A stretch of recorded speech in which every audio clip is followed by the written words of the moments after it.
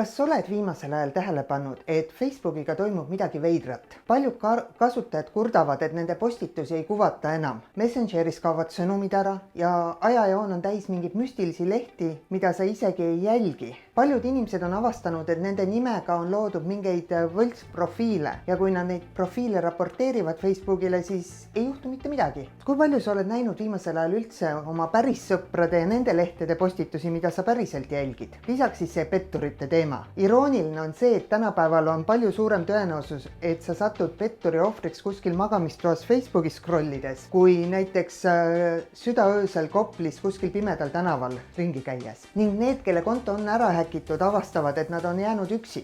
Facebook nende muredest ei hooli ning konto taastamine on väga-väga keeruline. Kuidas see võimalik on? Mis Facebookiga on juhtunud ja kas on lootust, et asi paraneb? Tere! Mina olen Diana Poudel, digi- ja meediapädevuste koolitaja ning selles videos ma püüan anda kiire ülevaate, et mis siis Facebookis täpselt toimub, kuidas see on muutunud digitaalse info prügimäeks ja lõpus jagan ka veidi soovitusi, et kui sa soovid seal ikka olla, siis kuidas veidi paremini hakkama saada. Aga alustame algusest. Facebook loodi aastal 2004 Harvardi ühiselamutoas 5 Harvardi tudengi poolt. Kuulsam neist kindlasti Mark Zuckerberg. Kuna alguses sai sinna keskkonda registreerida ainult selle e-postiga, mis sulle oli ülikooli poolt antud, siis tekkis kiirelt ka tava, et Facebookis on inimesed oma päris nimega. Ja see oli tollel hetkel väga uudne lähenemine. 2006. aastal muutus leht kõigile kättesaadavaks ning tol ajal tundus Facebook nagu imedemaa. Vanad sõbrad leidsid üksteist üles, kogukonnad võitlesid ühiselt oma õiguste eest, väikeettevõtted said teha reklaami väga soodsa hinnaga ja suured korporatsioonid üritasid siis klientidega dialoogi asuda. Mina liitusin Facebookiga aastal 2008 ja mäletan selgelt, kui tore see kõik oli. Väga kiirelt leidsin üles oma vanad sõbrad, vanad klassikaaslased, tuttavad teistest riikidest, kellega ma olin konverentsidel kohtunud. See oli koht, kus tekkis sünergia, mis aitas mul ellu viia mitmeid ideid. 2012 oli see aasta, kui Facebook läks börsile ja väidetavalt oli selleks hetkeks Facebooki kasutajate arv 1 miljard ning firma väärtust hinnati siis enam kui $100 miljardile. Ja siin ongi oluline mõista, et iga äriettevõtte eesmärk on alati kasum ja kasumit teenitakse müües oma toodet või teenust kliendile. Facebook teenib oma suurema osa oma tulust reklaamimüügist, müües reklaami ettevõtetele. Aga see tähendab paratamatult seda, et meie Facebooki kasutajad ei ole firma jaoks mitte kliendid, vaid kaup, mida müüakse. Aga muidugi kaup oli õndsas teadmatuses selles, et nad on kaup ja et meid nuumatakse, et viia meid tapale. Ja esimest korda hoopis tegeles kogu inimkond sellega, et infomüra oli läinud nii suureks, et me ei jõudnud kogu infot ära tarbida. Kõik olid kõikidega sõbrad. Ettevõtted kutsusid endaga liituma loosi ja laigi kampaaniad.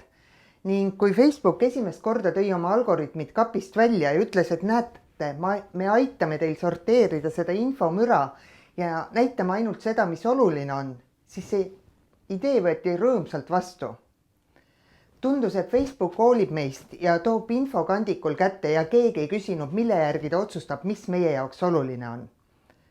Sest olgem ausalt, tol hetkel pidas kaup ennast kliendiks ning see tõdemus, et kui internetis on miski tasuta, siis suure tõenäosusega oled kaubaks sina ise, ei olnud veel paljudele kohale jõudnud. Aga väga kiirelt hakkas see ilus fassaad mõranema ja 2018. aastal lahvatas Cambridge Analytica skandaal, kui selgus, et 87 miljoni kasutaja andmed on lekkinud poliitiliste organisatsioonide käsutusse.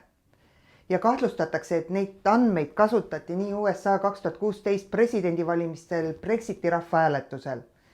Facebook maksis miljardeid trahve ja kahjutasusi ning kaotas oluliselt mainet.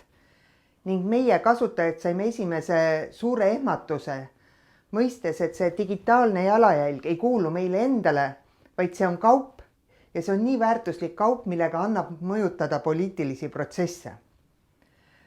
Kuskil tol perioodil tekkis Zuckerbergil ka idee, et tema missioon on viia internet igale poole maailma, et kõik saaksid liituda Facebookiga. Ja Myanmaris tekitas see suure tragöödia, kui inimesed, kes polnud kunagi internetti näinud, nüüd korraga kõik kollektiivselt maandusid Facebookis.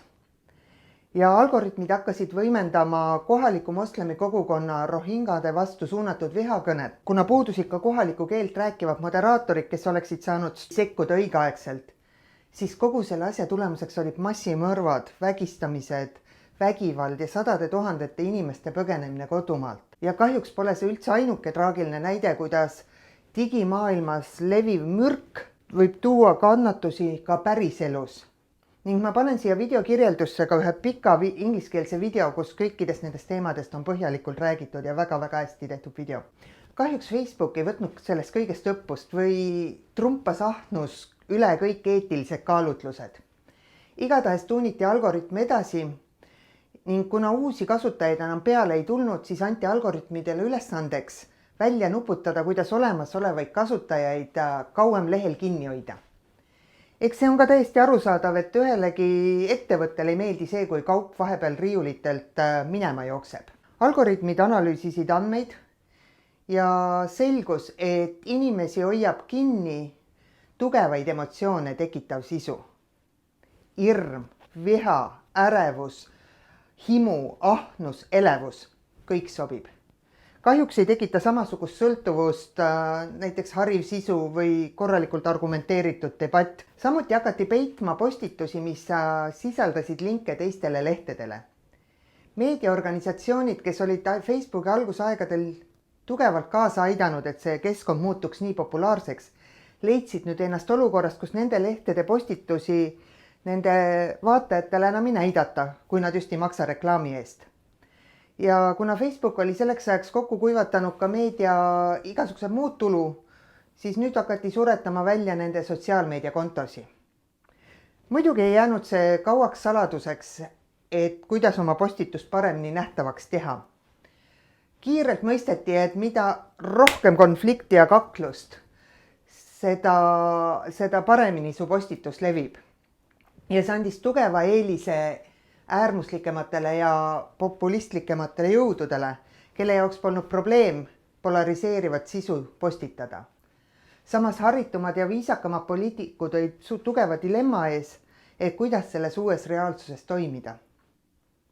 Järjest aktiivsemalt hakkasid Facebookis tegutsema ka erinevad vaenulikud riigid, kelle eesmärgiks oli seda polariseerumist veel suurendada. Demokraatia vundamendiks on avalik debatt, mille käigus püütakse leida kõigile osapooltele sobiv kompromiss. Kuid kui me debati ära tapame ja selle asemel on kaklus, siis kas üldse on demokraatia võimalik? Kuidas demokraatia toimib sellises olukorras? Kui rääkida trollidest, siis kõige kuulsam trollide karjataja oli kindlasti Prigožin, kelle eesmärgiks oli Vene propa levitamine võimalikult laialt. Aga tegelikult on neid trollikontosi võimalik kasutada väga erinevatel viisidel. Facebook on täis Aafrika, Aasia ja teiste pättide poolt loodud trollikontosi, mille eesmärgiks on lihtsalt kasutajatelt raha välja petta. Armupettused, finantspettused, marketplace-pettused, viiruste levitamine, kontode häkkimine. Trollikontodega saab palju halba teha. Aasta tagasi otsustasin ka ise Facebookis ühe trollikonto eksperimendi teha, et testida, kui hästi või lihtne on pugeda Eesti inimeste sõbralistidesse. Üsna vähese vaevaga sain endale 2400 sõpra ning mu olematule tegelasele Telia Kuusele soovist olematul sünnipäeval õnne isegi 4 Riigikogu liiget. Ma panen kirjeldusse ka lingi Ringvaate saatesse, kus ma sellest pikemalt rääkisin, et kui on huvi teema kohta teada saada. Facebook muidugi väidab, et ta eemaldab trollid platvormilt ning igal aastal raporteeritaksegi, et eemaldasime miljardeid trollikontosi. Kuid kurb reaalsus on see, et Facebookil puudub motivatsioon reaalselt selle probleemi lahendamisega tegeleda. Viimasel ajal on veel üks probleem. Mitte, et neid vähe oleks, aga kasutajate seinad on täis postitusi, mis on mingid veidrad postitused veidratelt lehtedelt. Ja tihti on need postitused tehtud tehisintellekti abiga, kuid ometigi on postitustel, ma ei tea, sadu ja tuhandeid kommentaare, kus inimesed tunduvad uskuvat pildil olevat sisu. See on mingi trollikontode edasiarendus ning ausalt öeldes ma ei ole leidnud head selgitust, et mis võiks olla kõigi nende lehtede eesmärk praegu siin Facebookis. Aga olles väga paranoilne igasuguste digimaailma teemade suhtes, siis ma ise mõtlen, et kas see võib olla mõne vaenuliku osapoole infosõja õppus, et kuidas kriisi hetkel meie seinad mingi valeinfo või propaga üle ujutada. Aga paratamatult tekib ju nüüd küsimus, et miks siis Facebook midagi ette ei võta. Aga siin jõuamegi tagasi selle juurde, et Facebook on äriettevõte, mille eesmärgiks on teenida kasumit. Ja eriti IT-firmade puhul on väga oluline näidata pidevat kiiret kasvu. Aga trollikontod on väga aktiivsed ning päeva lõpuks pole Facebookil ju vahet, kas ta näitab reklaame trollikontole või päris kontole, sest oma kliendilt, sellelt reklaami müüvalt organisatsioonilt saab ta ikka oma rahad praegu kätte. Ja oletame, et Facebook nüüd otsustakski, et ta kustutab need kõik trollikontod ära. Tehniliselt oleks seda väga lihtne teha. Aga mis siis juhtuks? Juhtuks see, et Facebook peab ütlema, et oi, meil on tegelikult kasutajaid poole võrra vähem, kui me eile ütlesime. Esiteks need firmad, kes on Facebookis reklaami eest maksnud miljoneid ja miljoneid, oleks väga pissed off ja kindlasti kaebaksid Facebooki kohtusse. Kui siia veel kõigele juurde panna see, et sisu modereerimine on kallis hobi, siis tekiks olukord, kus tulud kahanevad, kulud suurenevad. Ehk siis kui mõni börsiettevõtte juht kaaluks sellises olukorras isegi eetilist käitumist, siis ma olen 100% kindel, et ta võetakse samal õhtul oma ametipostilt maha ja pannakse asemele uus juht, kes mõistab, et börsiettevõte võib eetiliselt käituda ainult siis, kui see eetilisus aitab kasumit suurendada ja tõstab aktsia hinda. Ehk siis mina ei näe, et meil oleks mingit lootust, et Facebook ise hakkaks selle probleemiga päriselt tegelema ning hetkel üritatakse kogu seda jama lappida ja peita lihtsalt hea PR-kampaaniatega. Õnneks saame me ise veidikene seda olukorda parandada. Algoritme me muuta ei suuda, kuid manipuleerimise vastu kaitseb meid juba see, kui me teame, et meiega manipuleeritakse ja kuidas manipuleeritakse. Ehk siis seetõttu tegin ka selle video ning kui sellest infost on sul kasu, siis kindlasti pane like, sest see aitab levida info laiemalt. Ja sama süsteem tegelikult toimib ka Facebookis. Kui sa näed mingit head, sisukat, tõest postitust, siis ära lihtsalt võta seda teadmiseks, vaid pane sellele like, et see postitus natukenegi edasi leviks. Eks siin on minu jaoks ka vastuolu, et ühelt poolt peaks digijälge väiksena hoidma, teiselt poolt, kui mina ei laigi mõistlikku kraami, siis trollid võidavad igal juhul. See on jube keeruline. Aga kindlasti soovitan üle vaadata ka kõik lehed ja grupid Facebookis, kuhu sa kuulud ja mida jälgid, ja eemaldada need, mille sisu ei ole sulle väga vajalik. Sest mida rohkem me asju jälgime, seda rohkem on algoritmidel mänguruumi, et meiega manipuleerida, tõstes esile ainult seda sisu, mis nende eesmärk aitab täita. Samuti ära võta võõraid sõpradeks. Sa ei tunne enam trolle ära. Nad püüab maskeerida päris inimesteks ja kui sa võtad trolli enda sõbralisti, siis sa muudad sellel trollil lihtsamaks pääseda ka oma sõprade sõbralisti. Kui sa tahad jagada Facebookis mõnda uudist või YouTube'i videot, siis ära pane kohe postitusse linki, vaid tee kuvatõmmis sellest uudisest ja videost ja pane kirjeldus juurde ja siis link pane kommentaaridesse. Hetkel paistab see strateegia veidike toimivat, kuid ega ma ei ole kindel, kui kaua veel. Kindlasti pane oma Facebooki kontole peale 2-astmeline autentimine, vaata üle oma privaatsussätted. See kõik basic küberhügieen, sinna ma ei lähe selles videos pikemalt. Ja ma soovitan sul hakata ka kasutama erinevaid keskkondi, et sul ei oleks nii-öelda kõik munad ühes korvis. Et kui midagi Facebookiga juhtub, ta lõplikult katki läheb, siis sul oleks võrgustik ka kuskil mujal. Ja muidugi siin tasub meelest pidada, et Instagram ja WhatsApp kuuluvad mõlemad metale. Ehk siis pigem mine tee ja võib-olla vaata, mis LinkedInis toimub, piilu Blue Skysse või Mastodoni mõnda serverisse või avasta teisi huvitavaid kohti internetis. Kusjuures ma ise olen viimastel kuudel avastanud enda jaoks YouTube'i, et siin on väga palju head ja põnevat sisu, mis on hariv ja samal ajal piisavalt lõbus, et peaaegu sõltuvust tekitada. Muidugi, eks siin igas uues kohas läheb aega, et kohaneda, et algoritmid sinu soovitudega kohaneks ja et sina keskkonnaga kohaneks. Kindlasti soovitan käia ka üks kord päevas Delfi ja Postimehe lehel ja ERR-i lehel. Ning kui sul finantsiliselt on võimalik, siis osta vähemalt ühe ajakirja väljaande liitumine endale. aga mul endal ongi olnud väga pikalt soov Facebookis minema kolida, kuid ma pole lihtsalt leidnud kohta, kuhu kolida. Ja ma olen elanud aktiivset virtuaalset elu alates aastast 1996, nii et mul peab olema kuskil virtuaalne kodu, kuhu ma saan inimesi külla kutsuda, inimestega suhelda ja nii edasi. Et hetkel ma testingi siin YouTube'i, et kas see võiks järsku olla see koht. Et sisu mulle meeldib, vähemalt see, mida minule kuvatakse. Ma tean, et igale ühele kuvatakse erinevat sisu.